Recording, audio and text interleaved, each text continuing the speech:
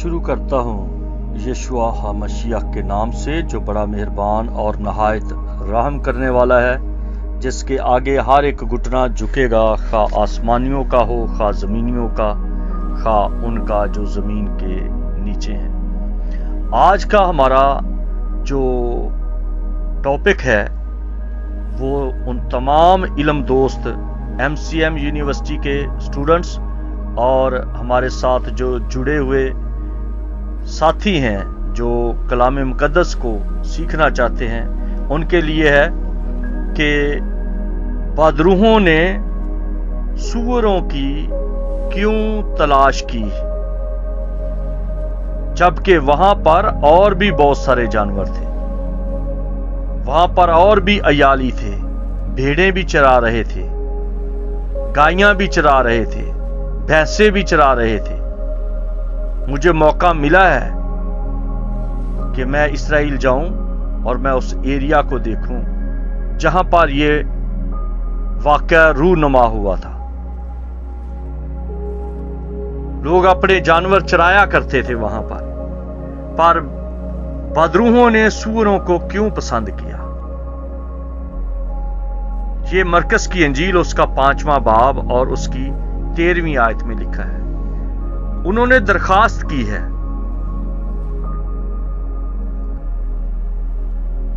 اور یہ کہا ہے کہ ہمیں بھیج دے۔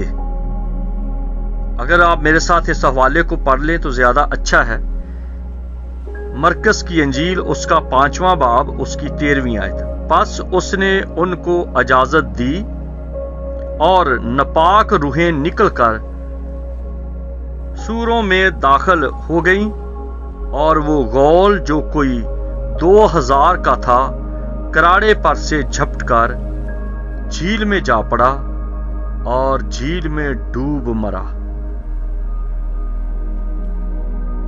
اب دیکھیے، انہوں نے جس غول کو چنا وہ سوروں کا ہے، اور سور کہاں سے آ گئے ہیں؟ یہ کیسی مخلوق ہے؟ کیوں انہوں نے ان کو چنا؟ دراصل یہ ہائی بریڈ والوں نے اس کو تیار کیا ہے۔ یہ وہ جانور ہے جسے مختلف جانوروں کا چربا کہہ سکتے ہیں۔ اس کے پاؤں بھیڑ بکریوں کی طرح ہیں، اس کی دوڑ ہرن کی مانند ہے، اس کی باڈی گینڈے کی مانند ہے، اس کے دانت ہاتھی کی مانند ہیں، باہر نکلے ہوئے ہیں، اس کا منہ گائے کی طرح ہے، اس کے بچے کتیا کی طرح ہیں، اس کا افزائش نسل کا طریقہ لگڑ بگڑ کی طرح ہے، خوراک اس کی کبھی گھاس کھاتا ہے، کبھی یہ مٹی کھاتا ہے سانپ کی طرح، کبھی یہ مردار کھاتا ہے گدھ کی طرح، اور کبھی جتنا مرضی اس کو صاف کر لو، جتنا مرضی اس کو نہلا دو۔ کلام مقدس میں لکھا ہے نہلائی ہوئی سورنی دلدل میں رہنا پسند کرتا ہے۔ اس کے کہیں نہ کہیں کوئی ایسا کیڑا ہے جو ہر وقت گند میں منہ مارتا رہتا ہے، اس کو خارش ہوتی رہتی ہے، اپنے ناک کو یہ بار بار اس کو وہاں پہ گھساتا ہے، رگڑتا رہتا ہے۔ دراصل خاص بات جو ہے، یہ جانور کیوں نہیں مرا نوح کے ٹائم؟ کیا یہ خدا نے بنایا ہے؟ یہ حام کی بیوی جو تھی، حام کی بیوی ہائی بریڈ والوں کی لڑکی تھی۔ حام کی بیوی اس جانور کو بڑا پسند کرتی تھی۔ آج بھی یورپ میں لوگ بہت اس کو پسند کرتے ہیں، اپنے گھروں میں رکھتے ہیں، ان لوگوں کے بچے اس کے ساتھ کھیلتے ہیں۔ کبھی تو یہ بڑا معصوم جانور ہے اور کبھی یہ بہت گندا ہے،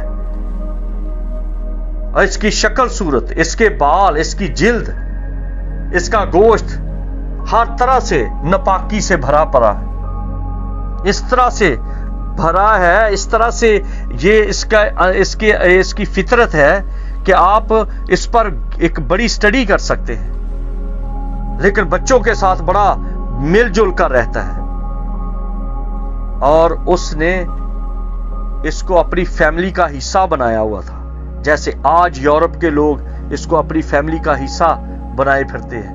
ان کے جو بیک ٹاؤن ہے، گھر کی پچھلی طرف جو گارڈن ہوتا ہے، اس میں انہوں نے ایک پگ رکھا ہوتا ہے، ایک سور رکھا ہوتا ہے، ان کے بچے ان کے ساتھ کھیلتے ہیں، یہ اس کا جسم بڑا ہیوی ہو جاتا ہے، بہت بھاری ہو جاتا ہے،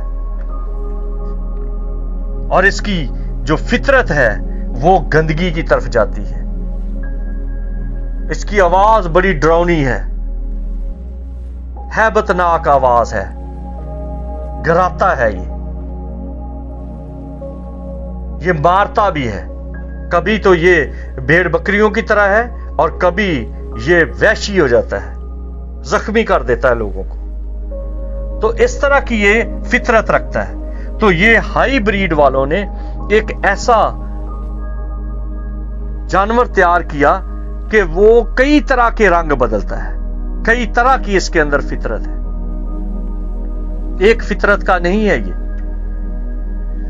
اور حام کی بیوی نے اس کو کشتی میں رکھ لیا، جبکہ نوح نے منع بھی کیا، نوح کے ساتھ بد کلامی بھی کی اس لڑکی نے، اور اسی سبب سے حام بھی اپنے باپ کے ساتھ کوئی ٹھیک نہیں تھا، اور اسی سبب سے دوبارہ سے اس لڑکی کے سبب سے نسل خراب ہو گئی کہ جب کین پیدا ہوا تو نوح نے اس کو لعنت کی، کیونکہ وہ مکس نسل ہے۔ حام کی جتنی اولاد ہے وہ سب کے سب مکس طرح کے لوگ ہیں۔ اس طرح کے حام کی اولاد میں سے 5 جبار پیدا ہوئے ہیں، اور خدا کے خلاف چلنے والا پہلا شخص حام کی نسل سے تھا، جس کو نمرود کہتے ہیں، اور پہلا شخص حام کا بیٹا کوش نے سب میں ابتری پیدا کر دی، اور اس کے بیٹے نمرود نے خدا کے خلاف بادشاہت کھڑی کی، اپنے دادا کی بات نہیں سنی، نہ اپنے چاچاؤں کی بات سنی، نہ اپنے تایا کی بات سنی۔ اور پھر اس کے دوسرے بھائیوں نے کیا کیا، ربا نے کیا کیا، اس نے اور اپنے طریقے سے دریا بنائے، پہاڑوں پر قبضے کر لیے، کیونکہ ان کی ماں جو تھی ہائی بریڈ والوں کی بیٹی تھی، اور اس کی ماں سور کو پسند کرتی تھی۔ اب اندازہ کر لیں کہ سوروں کو کون پسند کرتا ہے۔ حام کی نسل سے کوئی خدا کا بندہ نہیں پیدا ہوا، کوئی بھی نبی برپا نہیں ہوا، جتنے نبی برپا ہوئے ہیں وہ سب کے سب سم کی اولاد سے پیدا ہوئے ہیں، کیونکہ سم باپ کا تابع دار تھا، سم اپنے باپ کی تابع داری میں رہتا تھا، سم اس خدا کو مانتا تھا، سم خدا کا ایک سچا پیروکار تھا، سم خدا کو جانتا تھا، وہ ایماندار تھا، وہ اپنے باپ کے ایمان پہ چلتا تھا، اور حام اپنی بیوی کا پیار کرنے والا تھا، اور اس کی بیوی سوروں کو پیار کرنے والی تھی، اور ان کی اولاد خدا کے خلاف چلنے والی اولاد تھی، اور ان کی اولاد میں جبار پیدا ہوئے، ان کی اولاد میں خاندان پر قبضہ کرنے والے پیدا ہوئے، ان کی اولاد میں خدا کے خلاف مینار کھڑے کرنے والے پیدا ہوئے، برج بنانے والے پیدا ہوئے، پہاڑوں پر قبضہ کرنے والے پیدا ہوئے، دنیا پر قبضہ کرنے والے پیدا ہوئے، دنیا کو اپنا بنانے والے پیدا ہوئے، قبضہ گروپ ایک طرح سے کہہ لیں کہ وہ تھے۔ اور جو یافت ہے اس کے بارے میں دوسرے وقت میں بتاؤں گا، لیکن ابھی ہماری توجہ جو ہے وہ صرف اور صرف حام کی بیوی جو سوروں کو پسند کرتی تھی اور یہاں پر نظر آتا ہے بدروحیں سوروں کو پسند کرتی ہیں،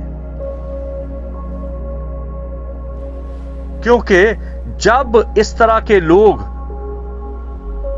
بڑھتے ہیں اور اس طرح کے لوگ مضبوط ہوتے ہیں تو پھر تباہی ہوتی ہے۔ حام کے بچوں نے دنیا میں بڑی تباہی پیدا کی۔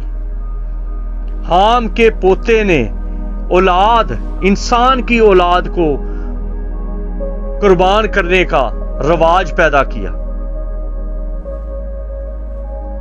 اور اس وقت جو بال کے سامنے قربانی دی جاتی تھی وہ جو بچوں کی قربانی تھی، اپنے بچے کو ذبح کیا جاتا تھا بال میں۔ بال کا ایک دیوتا تھا، اس کا بڑا سارا پیٹ بنایا ہوا تھا اور وہ بچے کو کاٹ کے اس کے پیٹ میں پھینک دیا جاتا تھا،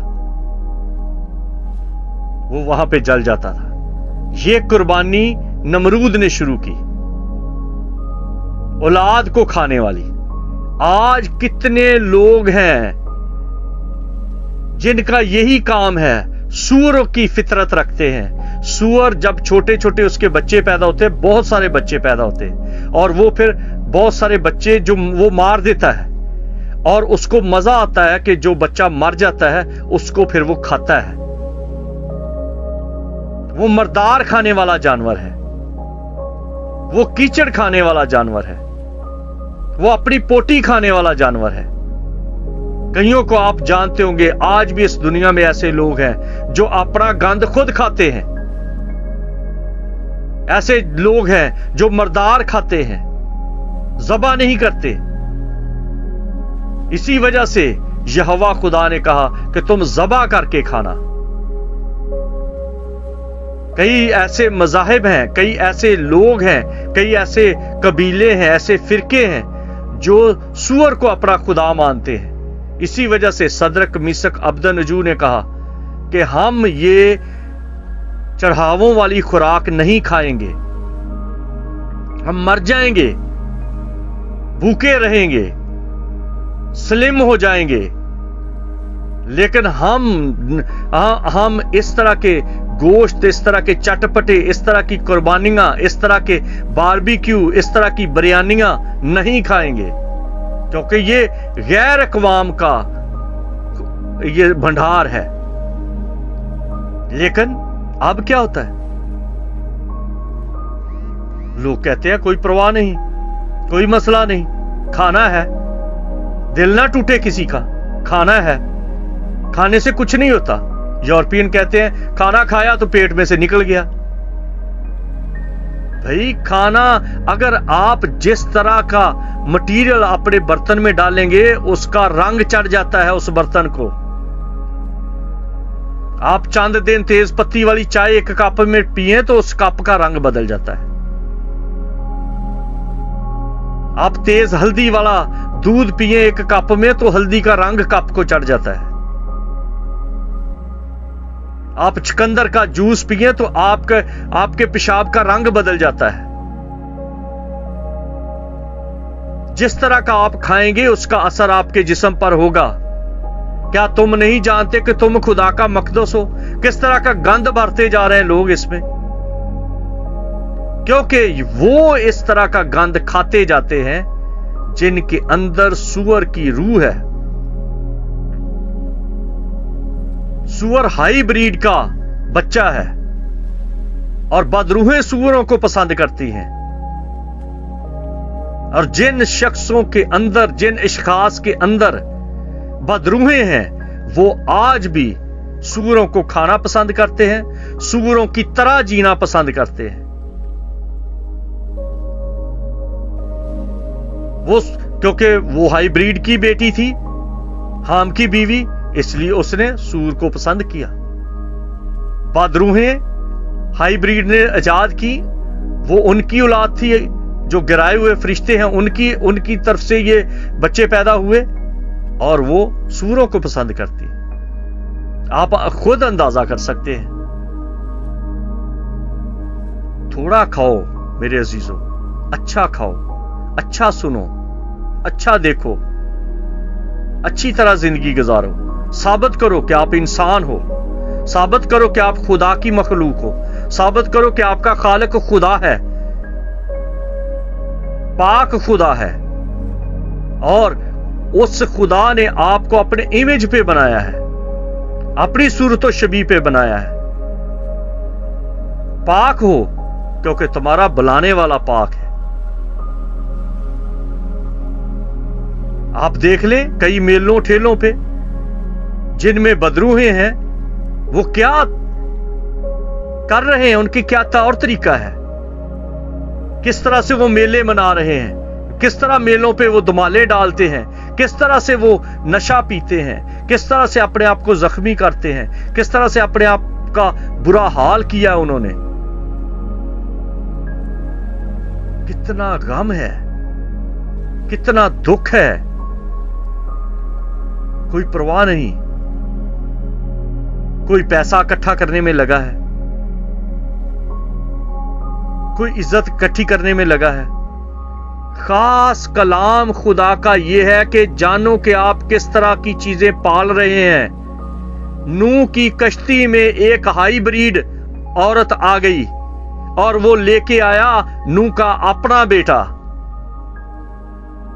बाप को कहता है मैं तेरा बेटा हूं, और बाप नहीं चाहता कि उसका बेटा तूफान में, हाड़ में, पानी के सैलाब में डूब मरे।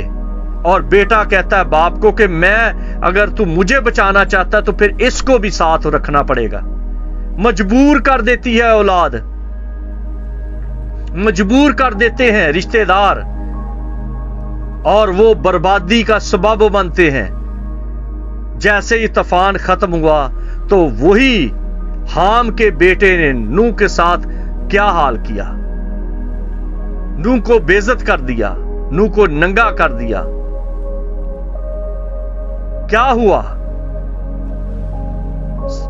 एकदम से नूह खुद लानत करता है केनान पे।